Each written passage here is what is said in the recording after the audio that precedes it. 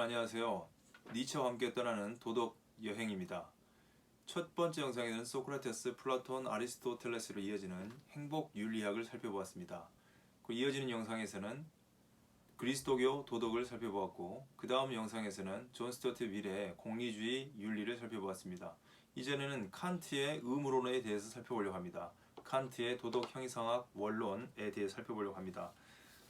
니체는 우상의 황혼에서 이렇게 이야기합니다. 우상의 황혼에서 제목을 우상의 황혼 또는 어떻게 망치를 들고 철학을 하는지, 어떻게 망치를 들고 철학을 하는지에 대해서 이야기합니다. 예전에 제가 이 차 안에서 찍었던 촬영했던 영상에서는 조그마한 손도끼였습니다. 그래서 망치를 한번 구입해 봤습니다. 영상을 좀 더 흥미롭고 재밌게 하기 위해서요. 좀 더 현실감 있게 하기 위해서 어떻게 망치를 들고 철학하는지에 대해서 써놨고요. 이 우상의 황혼 끝에는 이렇게 말합니다. 망치가 말한다. 망치를 의인화시켜서 말한다고 말하고 있습니다. 어떻게 망치를 들고 철학을 하는지에 대해서 말합니다. 칸트는 플라톤의 국가도 망치로 우상의 황혼이라고 아주 박살을 냅니다. 소크라테스와 아리스토텔레스에 이어지는 아리스토텔레스의 윤리학, 니코마코스 윤리학도 망치로 박살을 내서 이제 우상이라고 타파합니다. 그리고 이어서 행복주의, 이어서 공리주의입니다. 그리스도교 도덕을 이어서 공리주의도 망치로 다 두드러 깨버리는 거죠. 다 우상이다고 말하는 거죠. 우상은 아이돌 가짜이지 않습니까? 진짜처럼 보이지만 가짜인 것을 다 이제 깨는 거죠. 이번에는 도덕 윤리 형이상학 정초 내지는 윤리 형이상학 원론이라고 하기도 하고, 이 책으로는 백종원 교수님이 변호하신 윤리 형이상학 정초, 여기 이번 칸트의 의무론도 여기를 이제 우상의 황혼이라고 망치로 다 박살을 내는 거죠. 그리고 본인도 많이 깊은 감명을 받았던, 니체 자신도 깊은 감명을 받았던 의지와 표상으로서의 세계, 쇼펜하우어도 가짜라고 우상이라고 이제 타파합니다. 그래서 이 망치로 철학을 하는 니체는 여러 철학자들을 다 망치로 우상이라고 두드려 들고 망치를 들고 철학하는 존재입니다. 우상의 황혼이라는 책에서 그렇게 말을 하고, 우상의 황혼 끝에는 망치가 말한다. 그러면서 짜라투스라는 이렇게 말했다고 이렇게 연결합니다. 망치가 말한다에 짜라투스라의 3.90번에서 이야기합니다. 근데 이 망치가 조금 제게는 좀 조그맣게 보여서 이런 망치로 과연 니체가 철학을 했을까? 제 생각에는 좀 더 큰 망치, 우암마가 아닐까 싶습니다. 그래서 우암마를 준비해봤습니다. 이런 망치를 가지고 이렇게 전체 철학을 부수려고 하지 않았을까 생각합니다. 이 정도는 돼야 전체 철학을 부수려고 하지 않았을까요? 두 손으로 그냥 다 망치를 들고 철학사를 아주 완전히 부수려고 하는 이 니체의 의도, 굉장히 무섭고 굉장히 도전적인 거라고 할 수 있겠죠. 이런 망치를 들고 철학하는, 특별히 이번 영상에서는 칸트의 의무론, 윤리 형이상학 정초를 두드러 깨는 이 토대, 정처가 토대이거든요. 토대 자체를 부서뜨리는 니체의 이론을 한번 이야기를 살펴보도록 하겠습니다. 칸트의 의무론, 니체와 함께 따르는 도덕 여행 중에서 우리는 칸트의 의무론입니다. 이 칸트의 의무론을 망치로 두드러 깨는 니체가 어떻게 깨는지, 어떻게 해서 부수는지 보겠습니다. 칸트의 윤리 형이상학 전초, 그리고 미리 말할 때는 도덕 형이상학이겠죠. 이 앞전 영상에서는 도덕 형이상학이란 말이 한국어로는 윤리 형이상학 전초라고 번역되어 있습니다. 이 도덕 형이상학에 따르면 이 세계에서 또는 이 세계 밖에서라도 아무런 제한 없이 선하다고 생각될 수 있는 것이 하나 있습니다. 그것은 선의지뿐입니다. 다시 말씀드리면 이 세계에서 또는 이 세계 밖에서라도 아무런 제한 없이 선하다고 생각될 수 있는 것은 오로지 선의지뿐이라고 말합니다. 어떤 도덕 행위를 할 때 우리는 관습이나 이익을 고려해도 될까요? 칸트에게는 이러한 물음에 대해서 칸트는 자신의 이익과 행복을 위해 선을 추구하는 것은 위선적이고 가식적이라고 단언합니다. 그러니까 벤담이나 밀처럼 자기의 행복이나 쾌락을 위해서 선을 추구하는 것은 가식적이고 위선적이라는 거죠. 자기의 이익이나 행복을 위해서요. 도덕은 그 자체로 정당하고 숭고하며 다른 어떤 것으로도 환원되지 않는 고유한 가치가 있기 때문에 그렇습니다. 칸트는 습관에 대해서도 비판적인 태도를 취합니다. 이는 동정심의 윤리학이 경험적인 습관과 그 습관에 의해 능동적이 아니라 수동적으로 이루어지기 때문에 그렇습니다. 경험에서 비롯된 습관은 감각이나 감정을 근거합니다. 경험에서 비롯되는 습관은 감각, 감정에서 비롯되는 거죠. 이성에서 비롯되는 게 아니고요. 칸트에 따르면 감각과 감정을 근거로 하는 윤리는 보편적인 타당성을 가질 수가 없습니다. 확실성도 확보할 수 없고 타당성도 가질 수 없는 거죠. 만약 도덕이 감각에 그 원천을 둔다면 사람들은 각자 자기가 원하는 것에만 따라 행동하게 될 것이기 때문에 감각을 배제하는 겁니다. 따라서 도덕에 여러 체계들이 발생하게 될 것이기 때문이죠. 감각에 의존한다 그러면 도덕이 여러 감각 체계에 따라서 여러 개가 되겠죠. 수만 개, 수십만 개가 될 수 있을 겁니다. 그러면 이제 합의가 불가능하고 타당하지도 않다는 거죠. 이 같은 이유로 칸트는 습관이 도덕의 근본 원리가 될 수 없다고 주장합니다. 그러니까 습관, 감각, 어떤 감정이 도덕의 근거가 될 수 없고 근본 원리가 될 수가 없는 거죠. 그래서 윤리 형이상학 종초에서는 감각이 아닌 이성 혹은 선의지를 가지고 하는 거죠. 칸트는 습관과 이익에 근거한 도덕적 행위를 두 가지 종류의 타율적 도덕으로 봅니다. 습관과 이익이 도덕의 내적 가치를 허물어뜨리는 타율적 원리로서 도덕의 근거를 우리 밖으로부터 끌어오기 때문에 그렇습니다. 칸트는 우리가 도덕적으로 살아야 하는 이유를 도덕 밖에서 찾으려는 모든 시도를 배척함으로써 도덕의 순수성을 확보합니다. 칸트가 주장하는 도덕 원리는 선의지와 함께 도덕 법칙이라고 합니다. 선의지가 이 세계 안에, 이 세계 밖에 있어야 되고 또 하나는 도덕 법칙이 있어야 되는 거죠. 도덕 법칙과 선의지는 거의 유기적이라고 할 수 있겠습니다. 이 도덕 법칙을 따르는 사람은 무조건적으로 어려운 사람이나 공경에 처한 사람을 도와야만 하는 거죠. 왜냐하면 도덕 법칙이니까요. 그리고 선의지이기 때문에 가장 좋은 것에 대한 의지이기 때문에 이 도덕 법칙을 따라야 되는 거죠. 이 선의지 잠깐 생각해보니까 선의지할 때 선을 빼고 그냥 의지와 표상으로서 세계, 쇼펜하우어가 칸트의 거의 비판을 하는데 사실은 비판자라기보다는 거의 계승자라고 할 수 있습니다. 그래서 선험적인 영역을 빼고 본인은 이제 의지를 가지고 온 것 같아요. 선의지라고 말하니까 선을 빼고 의지가 중요하다라고 말하는 것으로 보이고요. 니체 역시 힘의 의지를 이야기합니다. 힘의 의지, 선의지가 아니고 힘의 의지. 그런 점에서 칸트의 후예이면서 칸트를 적극 비판하는 사람이죠. 칸트를 너무너무 잘 아는 거죠. 따라서 당위 여기서 말씀드리는 도덕 법칙을 따르는 사람 무조건적으로 어려운 사람이나 공경에 처한 사람을 도와야만 하는 거죠. 도와야만 한다, 해야만 한다 당위가 있습니다. 규범적인 거죠. 이것은 칸트가 주장하는 도덕적 강제의 의식이라고 할 수 있습니다.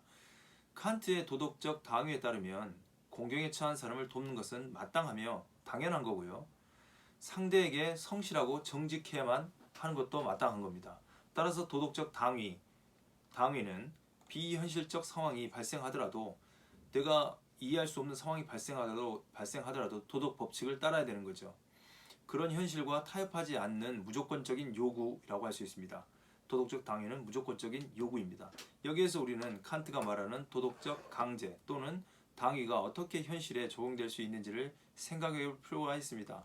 다음과 같은 사건을 한번 예로 들어보겠습니다. 세계 2차 대전 당시에 안네의 일기에 쓴 안네 프랑크는 어느 다락방에 숨어서 25개월을 보내다가 독일군에게 발각되어 강제 수용소로 버려졌습니다. 그리고 결국 거기에서 강제 수용소에서 나치의 손에 죽는 일이 있었습니다. 안네 프랑크가 칸트의 도덕적 당위를 따르는 독일인의 집에 무작정 숨어 들어와서 나치가 자신을 죽이려고 하니 자신을 숨겨달라고 했다고 간청했다고 가정해봅시다. 이 상황에서 물론 안네 프랑크는 나치 수용소에서 독일인의 손에 목숨을 잃었습니다. 그러나 가정적으로 이러한 상황 안네 프랑크가 탈출을 해서 독일인의 집에 갔다고 합시다. 그러면 칸트의 도덕 법칙을 따르는 독일인은 어떤 상황이 돼도 거짓말을 하면 안 되겠죠. 이 상황에서 칸트의 도덕적 당위를 따르는 행위자 독일인은 어떻게 대처해야 하겠습니까? 당연히 그 독일인은 공경에 처한 그녀를 숨겨줘야겠죠. 왜냐하면 도덕 법칙에 의해서 어려움을 당한 사람이니까요. 그런데 이제 또 모순이 발생하는 거죠. 아이러니한 일이. 거짓말을 하는 것과 공경에 처한 사람은 어떻게 해야 될 것인지. 문제는 여기서부터 시작되는 겁니다. 잠시 후에 나치가 찾아와서 독일인에게 묻습니다. 여기에 유대인이 있는가라고 물을 때 그는 예라고 대답해야 하는지 아니면 아니요라고 대답해야 하는지 어떻게 해야 되겠습니까? 도덕 법칙을 따른다고 그런다면 독일인 집에 유대인이 숨어왔냐라고 하면 당연히 예라고 대답해야 됩니다. 왜냐하면 거짓말을 하지 않는 게 도덕 법칙이기 때문에 그렇습니다. 또 하나 어려운 공경에 처한 사람을 도와주는 것도 도덕 법칙입니다. 이제 충돌을 하는 거죠.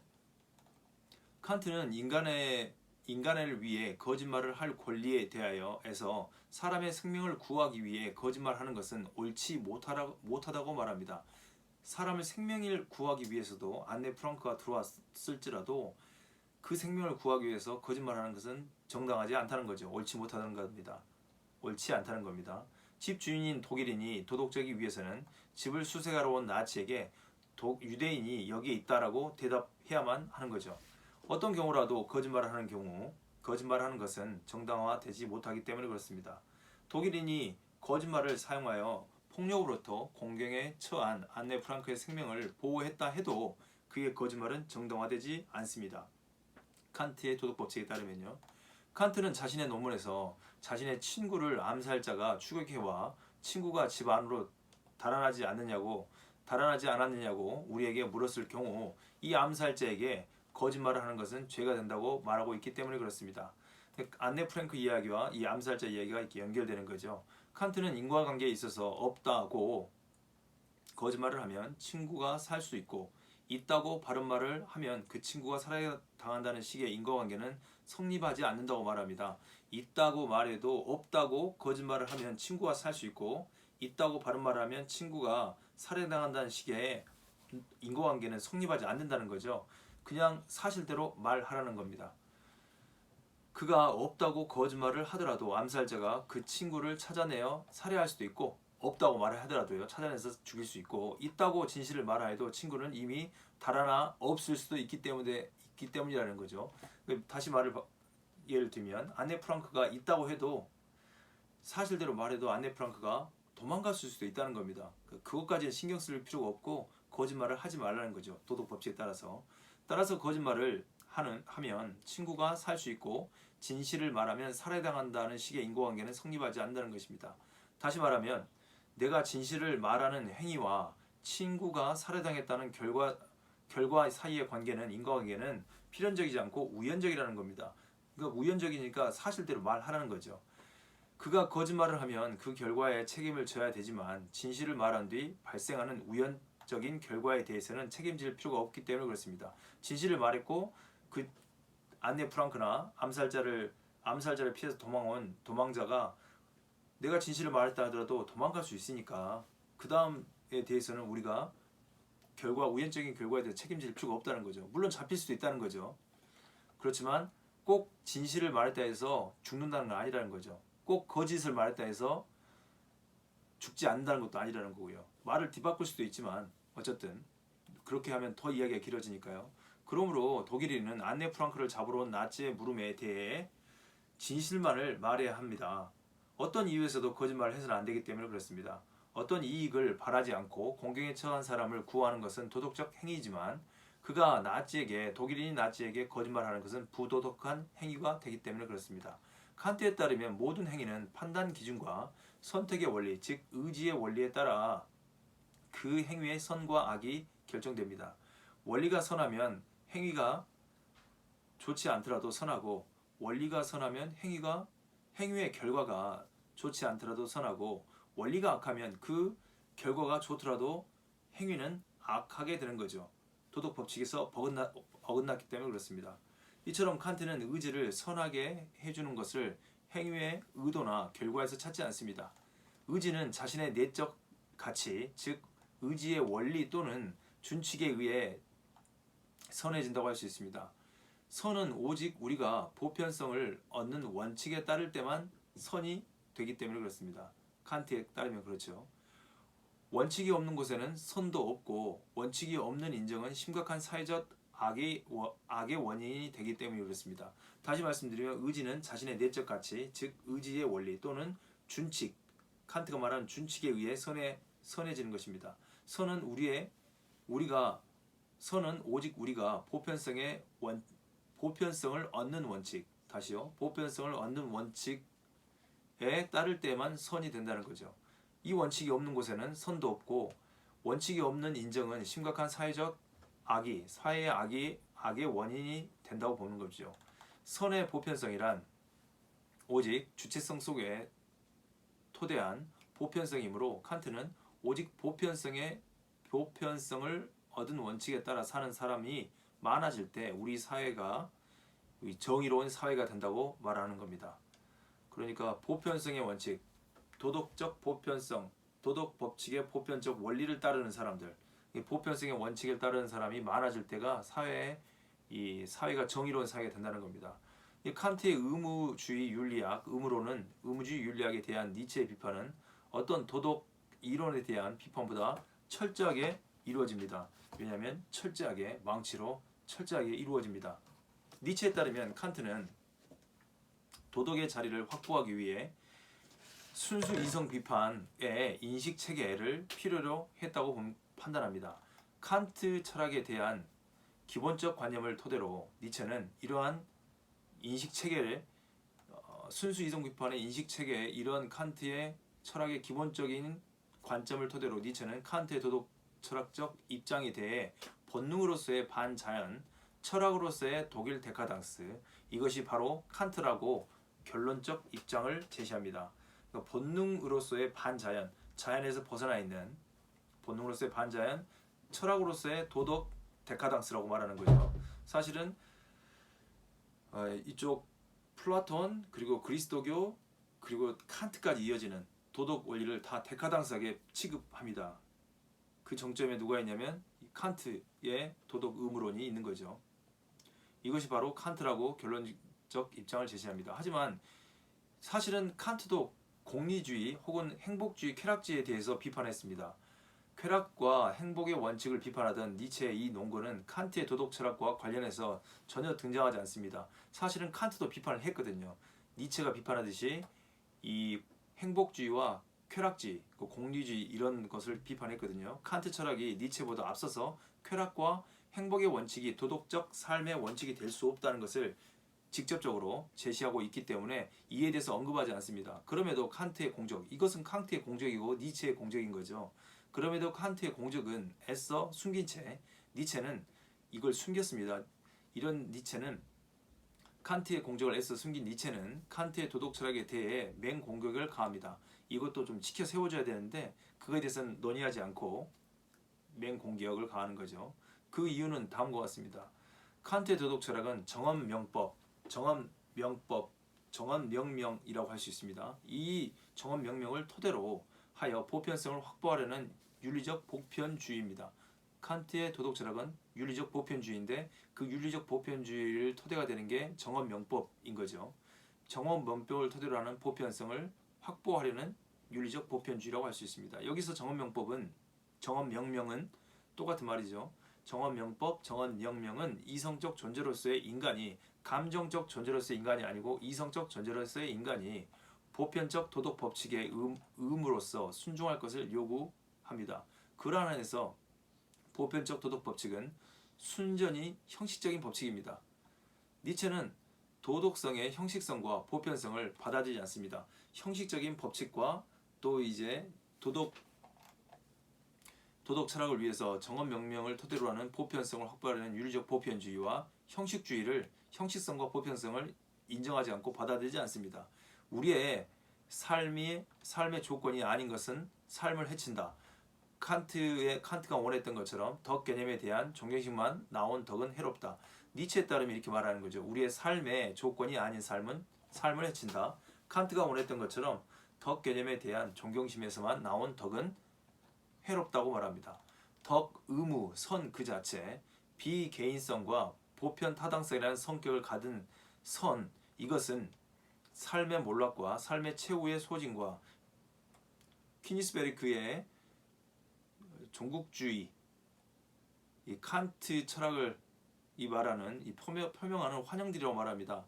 삶의 맥락 이런 것들 말하죠. 그러나 가장 심층적인 보편 법칙과 성장의 법칙들은 그 반대의 것을 제공한다고 주장합니다. 니체는요. 각자가 자기의 덕, 자기의 정업 명령을 고안한다는 것을 말이다. 니체의 입장은 절대적인 도덕을 부정하는 논의의 연장으로 이해할 수 있습니다. 니체의 입장을요. 절대적 도덕을 부정하는 논의의 연장으로 이해할 수 있고요. 칸트의 도덕 철학은 초월적 자유를 전제하고 그것을 경험적 사실로서가 아니라 실천 이성의 요청으로 간주합니다. 도덕적 행위를 가능하게 하는 자유는 칸트에게 물리적 현실이나 심리적 현실, 현상체적 현실이 아닙니다. 오히려 인간이 초월적이고도 예지적인 존재일 수 있기에 초월적이고 경험을 초월적이고 예지적인 존재일 수 있기에 인간은 자유로운 존재이며 도덕적 행위의 주체가 될 수 있다는 것입니다. 인간의 행위는 현상적으로는 자연적 인관성을 따르지만 자연의 인관성을 따르지만 동시에 인간이 예지체적 존재이기 때문에 예지적 존재이기 때문에 자유로운 행위를 할 수 있다는 것입니다. 따라서 인간이 자신을 예지계에 속한 존재로서 인식하는 것은 곧 경험계에 속한 게 아니고 세속계에 속한 게 아니고 예지계에 속하는 것으로서 인식하는 것은 곧 자신의 자유를 의식하는 것이기도 하다고 말합니다. 이제 칸트는 자유의 법칙과 자연의 법칙을 얘기하는데 이 자연의 법칙에서 벗어나야 되는 거죠. 초자연적인, 초월적인 것이 예지계일 수 있겠습니다. 그렇다면 칸트에게서 초월적 자유는 도덕 법칙의 가능 조건이자 전제 조건이라고 할 수 있습니다. 다시 말씀드리면 칸트에게 초월적 자유는 도덕적 법칙의 가능적 조건이자 전제인 거죠. 도덕 법칙을 의미하는 것으로 만들어 주는 것입니다. 도덕 법칙을 의미 있는 것으로 만들어 주는 거죠. 초월적 자유가 도덕 법칙을 의미 있는 것으로 만들어 주는 것입니다. 하지만 칸트 자신이 인정하고 있는 것처럼 초월적 자유는 오직 일종의 요청에 의해서만 가능합니다. 자유도 요청에 의해 있고 신도 그리고 영혼도 요청하는 거죠. 요청되지 않는 자유는 없는 겁니다. 우리의 본인이 요청하는 겁니다. 찾을 수 없기 때문에 일종의 요청인 거죠. 우리의 지식이 아니라 우리의 실체적 관심이 필요로 하는 믿음인 거죠. 이때부터는 지식이 아니고 믿음으로 옮겨가 버립니다. 그래서 그리스도교 도덕과 칸트의 도덕 그리고 플라톤의 도덕이 다 데카당스도 그런 거죠. 지식 체계라고 해놓고 어느 순간 어떤 요청 그리고 믿음을 요구하기 때문에 그렇습니다. 칸트는 신존재와 영혼의 불멸, 신과 영혼 불멸 그리고 자유 이 세 가지인 것 같습니다. 신존재와 영혼 불멸, 순수 이성의 최고 목적인 최고선의 가능 조건을 제시합니다. 셋 다 이렇게 요청하는 거죠. 최고의 선은 덕과 행복이 비례관계를 형성할 때 이성적이고도 도덕적 존재의 요구를 완벽하게 충족시키는 완전한 선이 됩니다. 인간에게는 이 최고의 선을 최고 조음을 실현할 의무가 있는 거죠. 이미 최고 선이 있는 겁니다. 그 최고 선을 실현해야 되는 거죠. 실현하지 못하면 도덕적 인간이 아니고 덕을 성취한 존재가 아닌 겁니다. 이것의 현실화, 최고 선의 현실화를 위해 칸트는 인간에게 도덕적 완전성, 이 도덕적 덕의 실현을 위해서는 영원히 불멸을 덕과 일치하는 행복의 실현을 위해서는 신이 존재해야 한다고 요청합니다. 그러니까 영원히 불멸하는 걸 요청하고 신을 요청하는 거죠. 만약에 도덕적으로 완성하지 못하면 그 완성하지 못한 것에 대한 대가를 영원 불멸이기 때문에 영원히 살기 때문에 사후에 도덕적이지 못한 행위를 심판받는 거죠. 누구에 의해서요? 요청한 신에 의해서요. 그러니까 인간은 영원 불멸을 해야 되는 거죠. 몸이 아니라 영혼이 영원 불멸하는 것을 하나 요청하고요. 또 영원 불멸하게 하는 신을 요청해야 되겠죠. 신의 존재와 영원 불멸의 존재를 요청하는 겁니다. 사실 이러한 것은 신존재 증명과 영원의 존재를 증명한 것은 데카르트의 업무이기도 했습니다. 데카르트의 성찰에서 육성찰에서 신존재 증명과 영원에 대해 증명하는데 칸트는 윤리학을 위해서 그때는 인식론이었거든 데카르트는요. 근데 칸트는 윤리학을 위해서 도덕 의무론을 위해서 신의 존재를 요청하고 또 하나는 영혼 불멸을 요청하고 하나는 자유인 것 같습니다. 갑자기 기억이 안 나는데요. 어쨌든 세 가지를 요청하는데 그 세 가지 요청은 도덕적 형식성과 보편성을 확보하기 위해서 요청하는 거죠.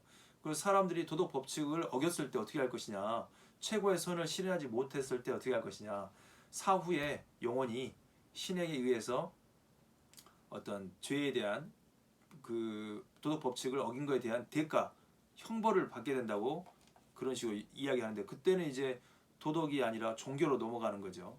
그래서 니체가 이 지점, 요청 지점 그리고 지식이라고 했는데 믿음으로 넘어가는 이 지점을 비판하는 겁니다. 인간 영혼의 불멸이 믿어져야 도덕적 완전성의 진보를 위한 부단한 의무 이행이 의미가 있게 되는 거죠. 인간 영혼의 불멸이 믿어져야 되는 거예요. 지식으로 타당으로 지식으로 증명되는 게 아니고 타당성으로 증명되는 게 아니고 믿어져야 되는 거죠. 지식 윤리학에서 갑자기 종교로 넘어가 버리는 겁니다. 비약한다고 할 수 있겠고요. 인간의 영혼 불멸이 믿어져야 이런 칸트의 윤리학은 기독교적 세계관에서는 충분히 받아들일 수 있는 거죠. 왜냐하면 영혼 불멸이라는 것이 이미 증명되어 있고 영혼 불멸이라는 것이 믿어져야만이 그런 것이 신앙으로 인정되고 믿어져야만이 신앙이 가능하기 때문에 그런 거죠. 사실은 종교의 또 다른 표전이라고 이렇게 비판하는 겁니다. 니체는 인간 영혼의 불멸이 믿어져야 도덕적 완전성의 진보를 위한 부단한 의무 이행이 의미가 있고 행복과 덕이 있는 삶과의 비례관계는 이 관계를 보증하고 운영하고 관리하는 존재가 믿어져야 의미가 있게 되는 것이기 때문에 그렇습니다. 지식으로 검증되고 증명되지 못하는 부분이 있다는 걸 본인도 알아요. 칸트도. 그래서 믿음의 영역으로 지식에서 신존재 증명, 신존재를 요청하고 영혼 불멸을 요청하고 인간의 자유를 요청하는 거죠. 왜냐하면 자유가 있어야 선택을 할 거 아닙니까?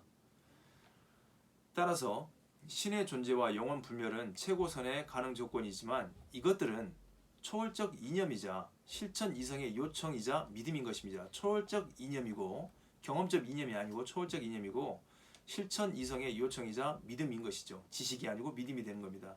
이것은 우리가 인식할 수 없는 영역이기 때문에 이론적 관심의 대상이 아닌 거죠. 왜냐하면 인식할 수 없는 영역이에요. 이때부터는 믿어야 하는 거니까 지식의 영역이 아니고 종교의 영역에 넘어가 버린 거죠. 이론적 관심의 대상이 아닌 겁니다. 오로지 실천적 가치를 지닌 도덕적 믿음, 도덕적 신앙일 뿐입니다. 칸트는 자신의 이러한 입장에 대해 스스로 이성신앙이라는 명칭을 사용합니다. 그래서 이성신앙이라고 하는 사실 신앙과 이성이 대립되는 것은 아닙니다. 아우구스티누스에서도 신앙과 이성은 하나이고 또 다른 이름이라고 부를 수는 있겠지만 이제 엄밀한 의미에서 합리주의자들 그리고 관념론자들 철학하는 사람들에게서는 이성신앙을 이렇게 섞어버리는 것을 원하지 않죠. 그러니까 니체가 망치를 들 수밖에 없게 되는 거죠. 계속해서 지식에 대해서 이야기하다가 어느 순간 본인의 한계 상황에 부딪혔을 때 신앙을 끌어들이기 때문에 그렇습니다.